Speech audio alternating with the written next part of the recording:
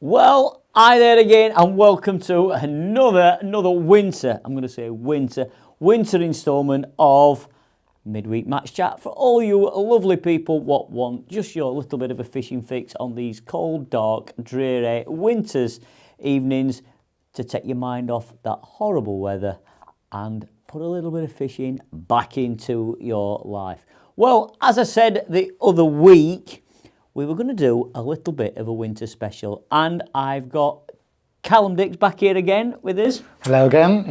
Not blown in at all, Callum, or soaked wet through on the bank or anything like that. Froze to death at all. Still getting here. out. Still getting out there. Kicking. Still getting out there. Well, like I said, winter's winter, mate. We're some of the hardy folk that go out there week in, week out, and yeah.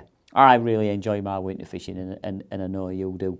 And like I said, a lot of these guys that watch, they put the gear away, but it can be really good fishing in winter. You have to set your little stall out, what you're going to do, and things like that, and just fish accordingly.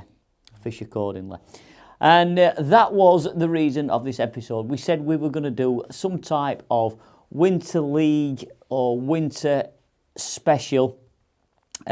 And Callum was telling us he fished at Tunnel Barn quite a lot in that winter league what's on there, which I might say is the who's who of F1 angles, isn't it? It's just frighteningly good. And there's a lot of lads from up our way. Paul Yates from Donny Fishing Centre, he comes down and fishes it, and Andy Bailey. There's a few of them do, and some of the Northwest lads who are like half F1 certainly fish you. So yeah, we was going to do a little bit of a special for you where I could get Callum in, because the F1 type fishing on, well, I'm not going to say Tunnel Barn, but the F1 fishing in general across the country. And what we're going to talk about, Callum, or you're going to talk about, and I'm just going to listen in and just throw the odd daft question at you because I probably don't know.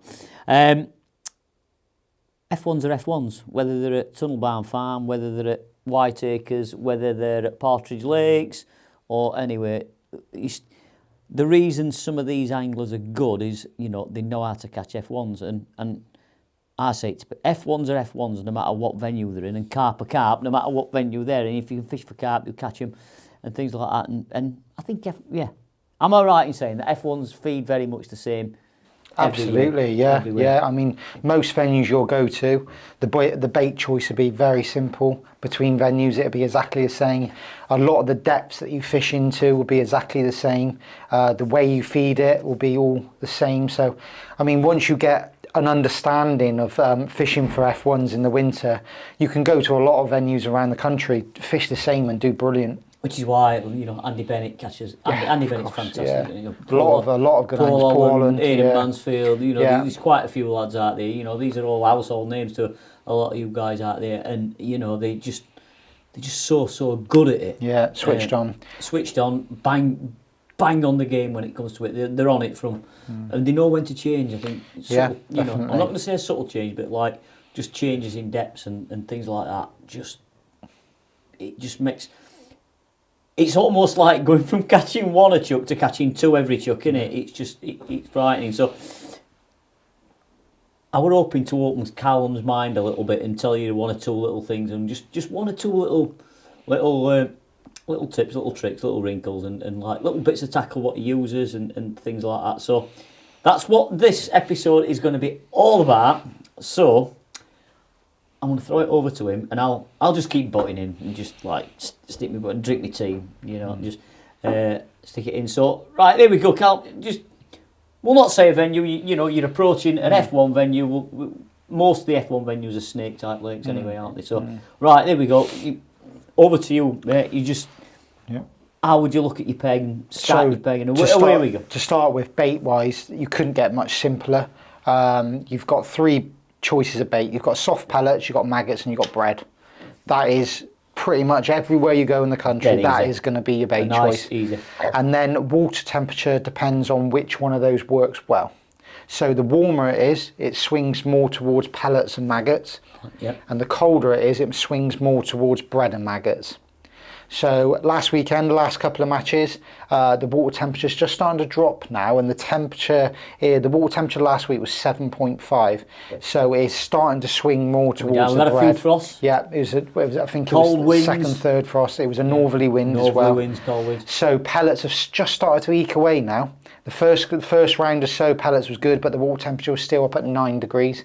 So bread now is starting to come into his own in the early stages in the matches, because what you'll find with these F1s, when it goes cold at night, the first hour or two in the match they won't really feed. So not early risers in F1s, not exactly. Early risers, no. So like a lion. So what will happen first hour or so, you might want to start dobbing bread. And then as the fish start to feed, you will see it around the lake. People will start putting bait in, and all of a sudden you'll look round and there'll be 3 or 4 people playing fish, and they all got kinder pots on. Yeah. So then you know that the fish are starting to eat bait. So then you can start looking to feed bait. Right, well, before we go further, and I'll not try and jump it too far forward. So you always take pellets. Mm-hmm. You always take maggots.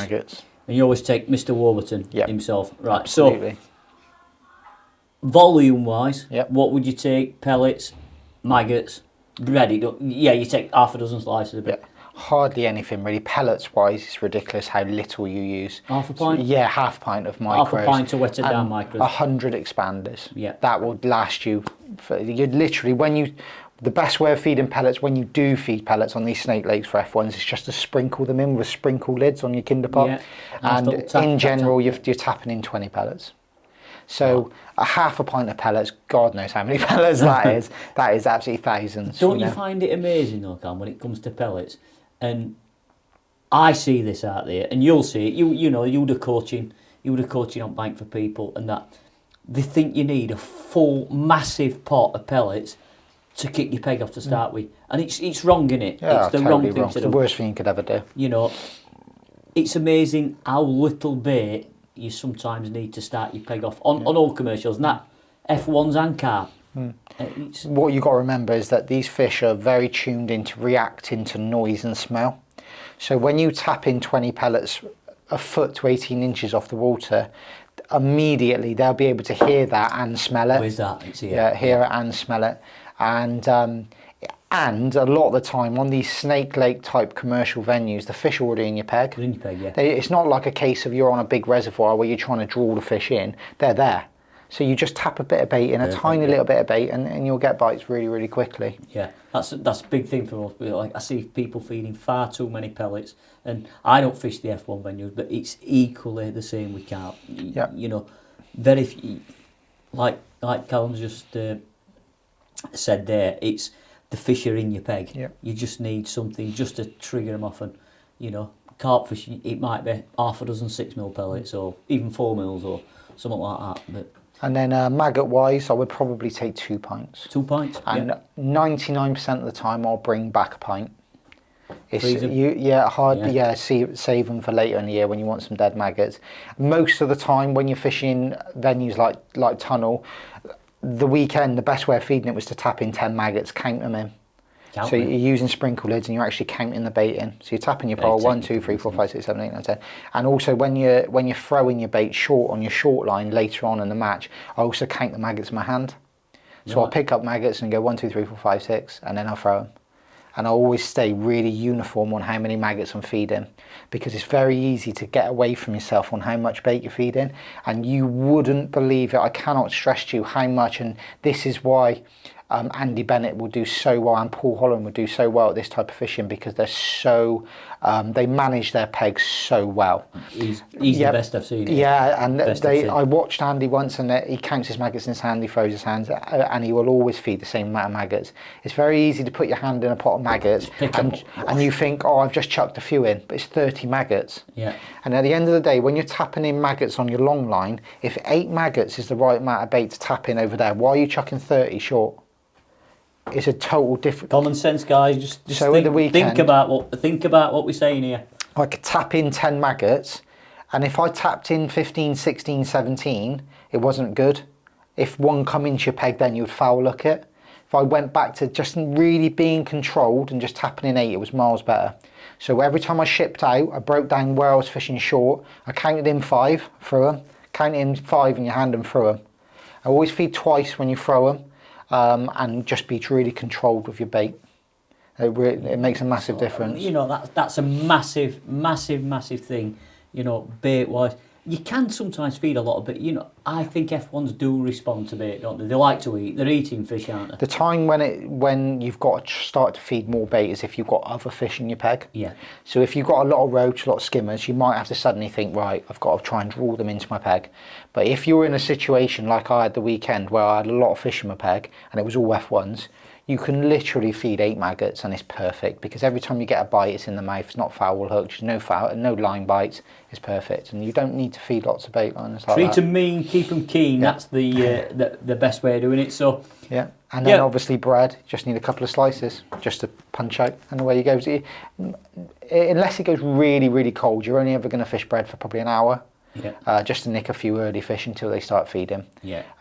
So yeah, that's your bait choice. You don't feed anything with bread then, Callum. You know, no. Somebody's be like, oh, I don't quite get what they're doing, but you know, you're literally just dobbing about your peg, which is why it's called dobbing. Yeah. It's a particular depth. Yeah.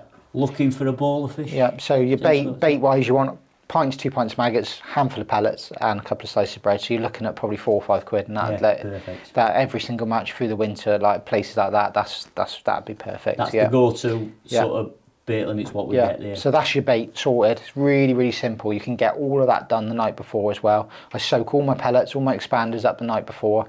Got my maggots. Try and keep them as warm as possible so they move as much as possible when they're on the hook and when you're feeding them. That makes a difference as well. And another tip there. Yeah, and then your bread's sorted. Done. Yeah. That's your bait choice. Very, very simple. So we've been through the baits: maggots, pellets, expanders, bread, all good. Now, one thing I picked up on, Callum, I picked up on it, that you spoke quite a lot about depths. You were mentioning depths when it comes to bread, and they'll be at a depth and a certain depth. And previous episode you mentioned it, and I heard you mention it while we were talking about baits. So, yeah, talk to me a little bit about depths, because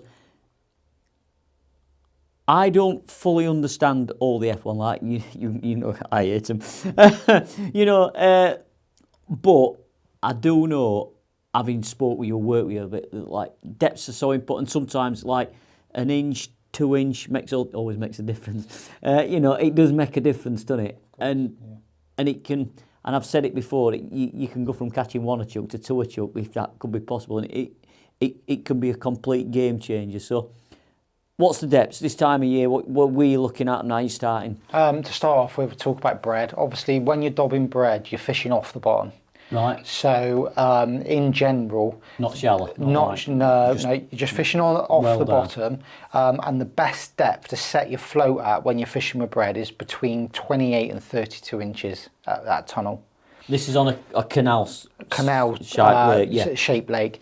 For some reason, that's the depth that when they're not feeding, that's the depth they sit at. Like sit here. So what happens with these F1s, when they're feeding, they'll go down, they'll eat the bait, or they'll even come up and eat the bait. But when they're not feeding, they'll sit and they'll be really stubborn at a certain depth. And for some reason, every single time I've gone there and I've caught well, Paul Allen told me years ago about it. He said, just set your depth between 28 and 32 inches when you're dobbing bread. And I've done that ever since, and I've always caught really well on bread, and that's the depth. 28 to 32 inches, and you could be fishing that in 3 foot where you're only like 6 inches off the bottom. You could be fishing that in 4 or 5 foot where you're a long way off the bottom. But just for some reason, when the fish aren't feeding, 28 to 32 is perfect. Saying that though, I think we can, you know, switching it around completely, we've all looked at fishing ponds in winter. They never sit on the bottom. No. They're always half depth. Yeah. Here. Somewhere, if a lake's a pond's 4 foot deep, you can actually see them, and they never ever on the bottom. So if they're sat here like that and a piece of bread's here banging in front of them, it's like it's just easy. I'm having that. Yeah, it's perfect. And it makes perfect sense when you look at that 28 to 32. It's sort of like a depth where you can, if you were to look into the water and they would all be there, you would never see them at that depth because the water's is got enough colour in it that they're disguised, but they're not on the bottom, which is exactly what you're saying. So it makes perfect sense when you think about it. You know, we've all seen it. They're never on the bottom, and you know, they want to get as far away from us as possible. But you know, if you've got that little bit of cover. Opposite, and you got that depth, that'd be perfect. That would be the actual dream of a peg, wouldn't it? Yeah, if you've got an aerator, reeds, if you've got reeds and it's 4 foot against the reeds or the aerator, and you fish 32 inches deep against it, and you've got a ball of fish in front of you, it's game over. Yeah, you're licensed to print money at that stage. Munkle, I drew next to a lad last week, and he had an aerator to fish to, and he's just set his float at 30 inches, gone in against it, and caught £230, 5 hours on one line on bread, won the match. It can be as easy as that at times, you know. It's not always like that. Oh no. No, if it were that easy, everybody would catch him, wouldn't they? But I mean, last week I went in and I caught £15 on bread really quickly. Set the float at the right depth, went across, shipped across, put it into 3.5 foot of water at 28 inches deep, and I caught £15 really quickly before I started feeding. And I was £15 ahead of everyone straight away. And when you're at a venue where you see the framing weights at tunnel, they could be like £60 for 7th and like 64 for 3rd. To go in and nick £15 is huge. That is massive on venues like that. That can be said about any venue. You nick a couple of fish quick, or a few fish quick. It makes so much difference. You're honest. So just little things like that, going in at the right depth where you don't foul hook one, going in where you're not too shallow so you make sure you get a bite, makes so much difference. Right, perfect. Yeah. So you know, any you got. It could be the right thing on any venue you go that. So 2 great little tips here. So maggots, are you looking for a depth on maggots or different depth on pellets? And let's talk about maggots first. Yeah, so it's just as important with maggots. It's definitely coming more into maggot time now. It's just as important with maggots. So basically what I do when I fish with maggots, when I'm fishing across and in the edge, is I actually set my float to 3 to 3.5 foot, depending on the temperature, somewhere between those 2 markers, and I go across with my plummet on and I'll look for that depth rather than plumbing the peg, if that makes sense. So set your float to 3 foot. Find the depth. Before you've even, find the depth, don't find your peg depth. Don't find your peg depth, and ship across, and I fish in 3 to 3.5 foot. I prefer to fish in 3, because especially if the sun comes out, they do tend to creep up the slope a little bit, and 3.5 foot you can foul hook and odd them, but sometimes the contour of the slope opposite or in the edge might not fit 3 foot. Coming down too so if you go into 3 foot and it's a little bit flatter and nice and not rocky, I'll fish in 3.5. So but that's the depth to fish across and in the margins, 3 to 3.5 foot. And then you've got your short maggot line. On a perfect occasion, if you fish it about 4 to 5 inches up the slope where you're not on that silty bottom, that's really good as well. You can adjust the depth of that because that's the full depth of your peg, but if you can just creep up that shelf, it's perfect. But 90% of the pegs there, you won't be able to do it because it's still flat on after 3 meters. So I wouldn't worry about that too much. So you've got your short line, which is full depth, and then across and in the edges, 3 to 3.5 foot at this time of year is perfect. That shelf, what you were saying, I think that's important even when catching carp. They like, it's the same thing again, they don't want to go like that, as that's your shelf. What you're explaining is the fish want to just come up here and just eat off that. It's easy. And they get off the silt as well. Yeah, they get off that horrible, silty, gungy stuff what's on the bottom. They don't really want to live in. They don't want to feed at it. No. Certainly don't want to feed at it. And on that shelf, obviously, there's no silt at all on that shelf because it gets washed to the bottom. The flat bit, we'll do it on the table here, it gets washed onto that flat bit. And any fish what's up here, they can just literally pick off that shelf. Lovely, can't they? And same with carp. Exactly, you'll know it's exactly the same with carp. And when you fish on a slope, your hook length will sit on the bottom better because it will just lead down and they won't fill your main line, which is really important as well. Yeah, like we were saying on our last time when we were explaining with method feed with the line, and it's sitting at the side of it. Exactly the same. Just one thing that I have been doing is sort of touching on depth, but a lot of people fish, when they fish with maggots and pellets and that, they think in the winter, because the fish are shy biting, is that they need to fish dead depth, so they plumb up like halfway up their body. I actually go the other way. So what I've been doing, I've been laying on line. So what I do is, do you know the rubbers on the stem of your float? Yeah, right under your So what I do is I set one rubber at the bottom of the body, and then the second rubber down on your stem, I set it about 1.5 inches below the body of the float, and I plumb up to that rubber. Right, there we go. If that makes sense. Remember this? Does that make sense? Yeah. So you actually, when you're dropping your plummet in, drop your rig in, you line your rubber up with the water, and then you'll be fishing, I reckon, about 3 inches over depth. 3 inches over depth. Because what I think happens, say that's your maggots and it's laying on the bottom, say that's your main line coming vertically up off your maggots, the fish come in, if their nose touches your main line that's going vertically up, they'll spit the bait straight back out. If you've got 3 inches of line on the bottom, they'll come in, they'll suck that hook bait up, and there's no chance of any other line touching the F1. Yeah. So they suck it up and they'll just swim off. And what I found the weekend is my bites on my short line where I'm fishing 3 inches over depth. Some of them you think they're line bites because they just sit there, and my float's pretty pimpled down, but they just go under real slowly. And you think, well, that's got to be a line bite, and you just lift up and they're there. On. They're there. Perfect. And you think, well, what's happened is they've sucked the hook bait in and they've just swam off slowly because they don't know there's a hook in there. Perfect. What a trap. So you just go whack like that and they're on. So that makes so much difference. There we go. Hey, I tell you what, you guys, you're getting some real proper tips on catching fish here. So yeah, great tip, that Callum. Here we spoke about baits, we spoke about depths and everything, which are very much important. Just before we go any further, because we need to talk about rigs next. I take it you mark your top kits up. Yeah. So I use short top kits, mark them all up with your depth. So literally, you can just slide your float up to the depth that you want, and away you go. It just makes it really easy. Yeah. I'm sure you guys have seen it out there. A lot of the F1 angles, they have individual marks on the pole, which is like inch depth. So you don't need to go every inch, but every like 4 inches. Yeah. So that is important. Yeah, definitely. So come on then, talk to me about rigs. Because this is why I ain't used for years. So with your bread fishing, the rig itself is you're looking to catch fish that are off the bottom, obviously, because you're fishing off the bottom. So the last little bit of the fall, when you drop your rig in, you want it to be ultra slow. So when I'm fishing with my bread rig, I'll have most of the weight of the float near the float itself and just have like 3 number 12s right at the bottom. So when I flick my rig out to the side, it will settle the float quite quickly, but that last little bit where the fish are going to be, like that last 4 or 5 inches, nice little bit, fingers crossed, your bread will be sinking dead slow. And what will happen, you will flick your rig in like that, you'll just be sat there and you can just imagine it just about getting to the bottom of the depth, and you get one. So that's with my bread. So I've got my bulk near my float, and then just a few very small droppers near the hook. So we're talking a couple of droppers, and then your bulk mainly up. Within 6 to 10 inches of your float. Looking for that instant fishing.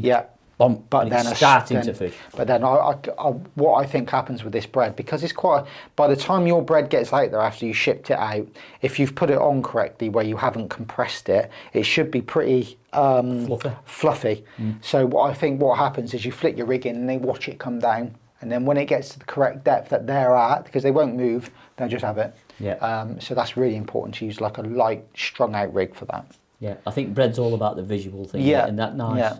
Nice little slope. Now with maggots it's totally different. So with maggots, what I found, the bigger F1s and the bigger other fish like skimmers and stuff like that, you just catch a big stamp of fish when you fish on the bottom. So you're fishing on the bottom, but the quicker you can get to the bottom and the more stable your rig is when you're fishing at the bottom, the bigger the fish you catch. Positive. So fishing positive rigging. This is what you're saying. So the thing is with tunnel as well, and a lot of other fisheries similar to tunnel. If you fish light strung out rigs with maggots, you tend to get bitted out. Right. So all my maggot rigs for tunnel are very positive rigs.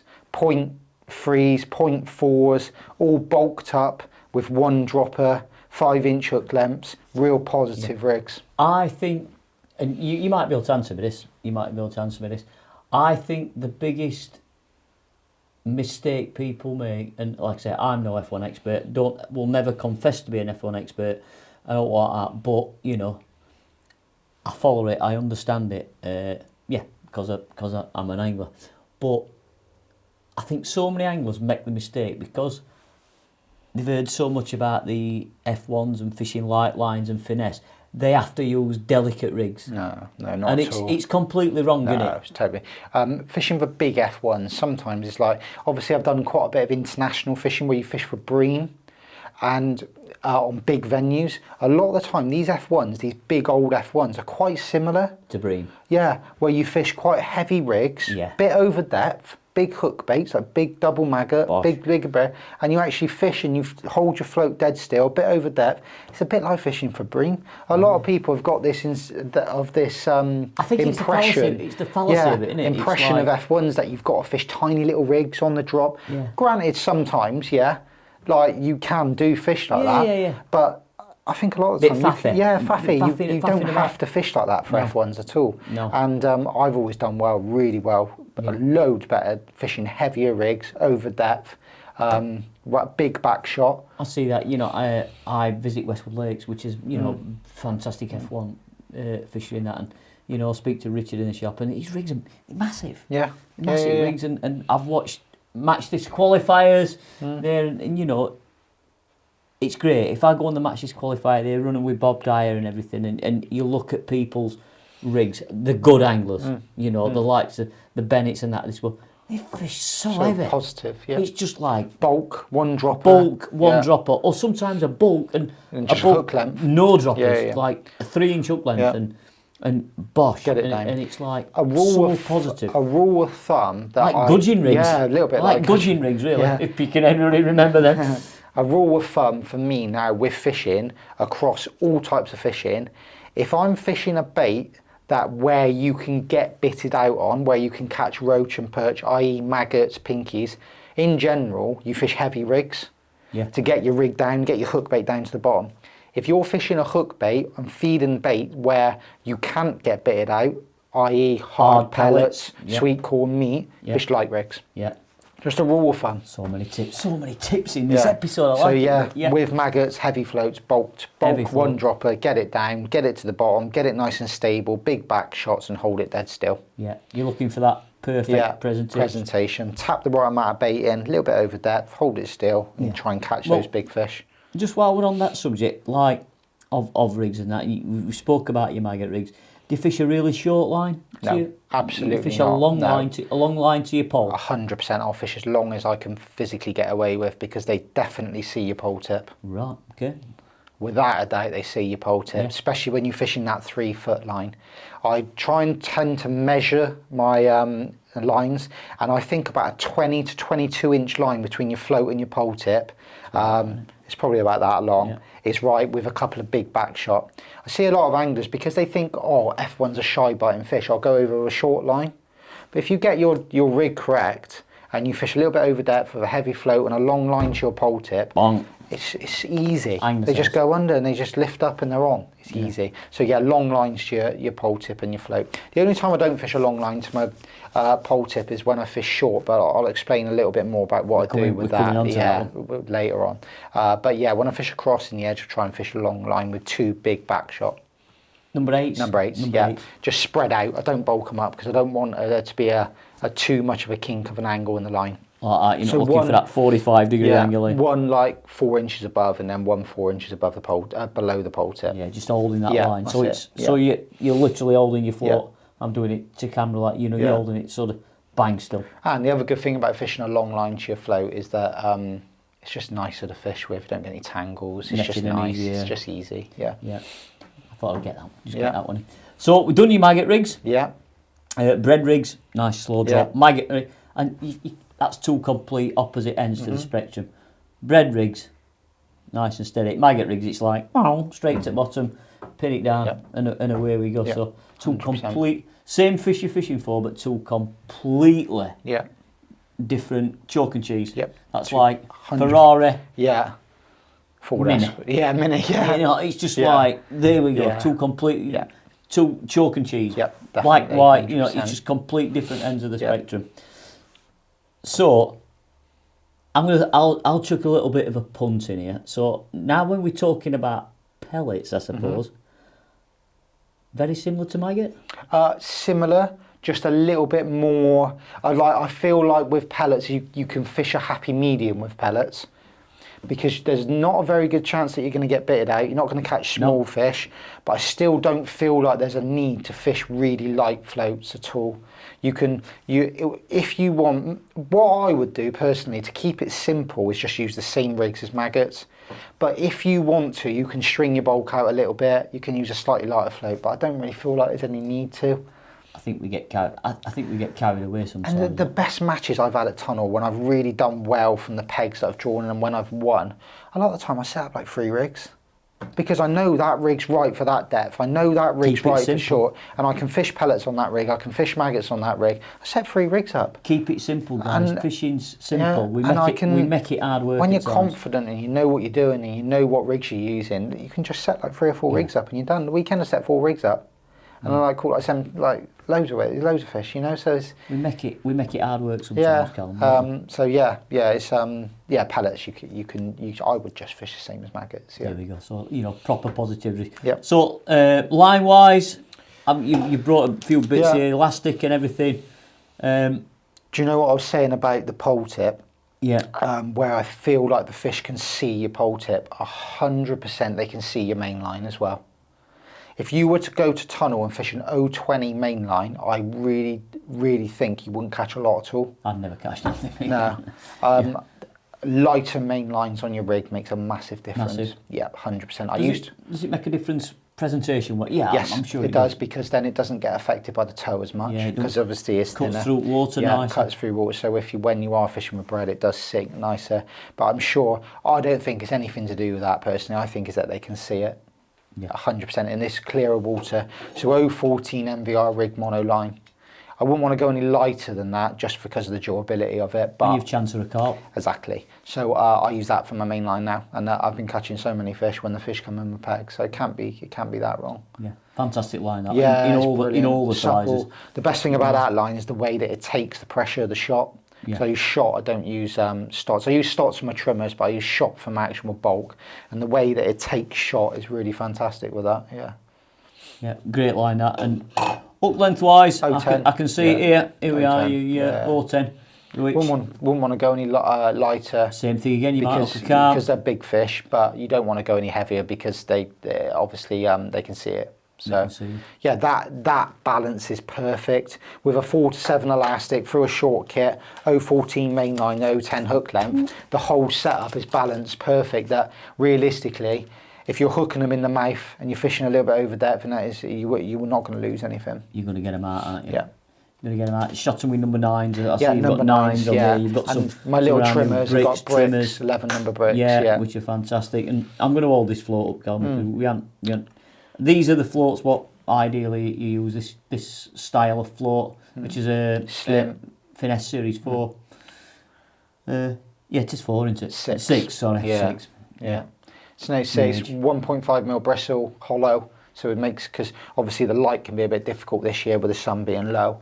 Carbon stem, so when you are flicking it out, it doesn't settle too quickly. Slim body, so if you do miss a bite, it's not too much resistance on your rig. But yeah, it's just, I think to be honest, mate, 95% of F1 anglers they will use that style of float. That shape, period, that style for everything. Of float for everything. It's a very, very versatile pattern, isn't it? And, But yeah, that whole setup, that elastic, that line, hook lengths, shot, those floats, when you got it on, that's another way that I can only get away with setting 3 rigs up because I know everything I'm using is dead right. Yeah. So the only thing I will touch on, is when I'm fishing on my short line, I fish an 8-inch line between my float and my pole tip, and I use a 2 number 8 back shot 2 inches from the pole tip. Right. So you can imagine, so I got 8 inches, I got 8 inches of line to my float with a 2 number 8 back shot 2 inches from the float. And what I do when I'm fishing on my short line, I flick my rig out past my pole tip. It's coming in. Yeah, I tap my 8 or 10 maggots in, and then I let my float go out and sit past my pole tip with my 2 number 8 back shot just dinked into the water. So my pole tip is there, my float is there like that. Now you always catch the biggest F1s past your bait. So if I'm tapping in bait here, I want my float just sat past, all nice and tight, a little bit over depth, and those fish come in from the lake like that, and you always catch the foot. When your hook bait is on his own, past what you've attracted them with, that's when you always get the most positive bites. The crafty ones always sit at the bite. And they always tend to be the big ones. They always tend so to that's be the big one other good little thing. I've done it the last couple of matches at Tunnel, and when I've come short, I've caught better than anyone fishing like that. Great. Fantastic tips there, Cal. Well, guys, what can I say? What an F1 special edition we had there. I've probably learnt more in half an hour myself than I have done in like 30 years. Well, not 30 years, like of F1 fishing, because they were relatively. But you know, what a fantastic episode. And Callum, I must thank you for coming in and giving away some of your secrets. Don't get me wrong, I wouldn't be able to still sit on the bank and beat him at F1 fishing because he's so far. But some fantastic little fish catching tips. It's like, yeah, mind blowing, and like I've just learnt so much. So you guys, you want to learn anything or you want to ask any questions in this video, in the comments below, just type a question in, be it to myself, be it to Callum. You know, we'll try and answer these questions, or the next guest what's on one of these shows, he'll ask you a question. Even if it's aimed at Callum, we'll get Callum to answer, and we'll get back to you on some way, shape or form. So yeah, that concludes another episode of Match Chat. Hope you've thoroughly enjoyed it. Callum, once again, thank you, mate, for coming in. No worries. It's been a proper eye-opener, and I think we'll have to do a few more of these specials. Definitely. It's enjoyable. You know, we'll think of some specials like that, because, like I said, that has been absolutely mouth-watering with one or two little tips and tricks on there. So, guys, until next time, keep getting out there, keep winning at Callum. Keep winning at Tunnel, Callum, because, yeah, fashion. But take all his tips, take all his advice, go to your own F1 venue, put them into practice, and I feel sure it'll put you more fish on the bank this winter. So until next week, guys, tight lines, get out on the bank if you can, and we will see you very, very soon. Thank you, mate.